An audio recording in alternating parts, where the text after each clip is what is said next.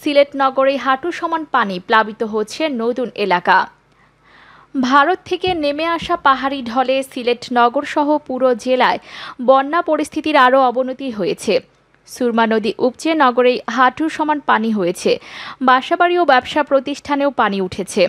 বন্যায় সিলেট জেলা মহানগরে প্রায় 15 লাখ মানুষ পানিবন্দী রয়েছেন। এসব মানুষের জন্য মোট 215টি আশ্রয় কেন্দ্র খোলা হয়েছে। এর মধ্যে 199টি জেলা প্রশাসন ও 16টি আশ্রয় কেন্দ্র সিলেট সিটি কর্পোরেশন খুলেছে।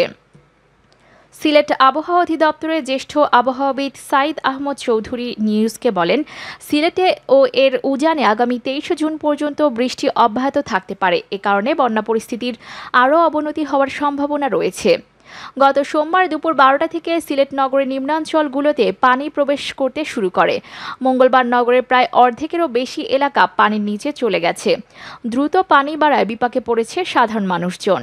বন্যার পানি বাড়া অব্যাহত থাকায় যত সময় যাচ্ছে ততই সিলেট নগরের নতুন নতুন এলাকার বাসাবাড়ি ও ব্যবসা প্রতিষ্ঠান রাস্তাঘাট তলিয়ে যাচ্ছে।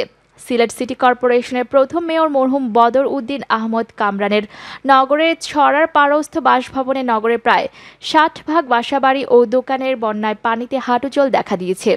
এতে চরম ভোগান্তিতে পড়েছেন নগরবাসী। এই অবস্থায় মঙ্গলবার সিলেট সিটি কর্পোরেশন বন্যা দুর্গত নাগরিকদের জন্য 16টি আশ্রয় কেন্দ্র খুলেছে। গঠন করেছে 2টি মেডিকেল টিম। সিলেট নগরের প্রায় 3 লক্ষাধিক মানুষ বন্যায় ক্ষতিগ্রস্ত হয়েছে।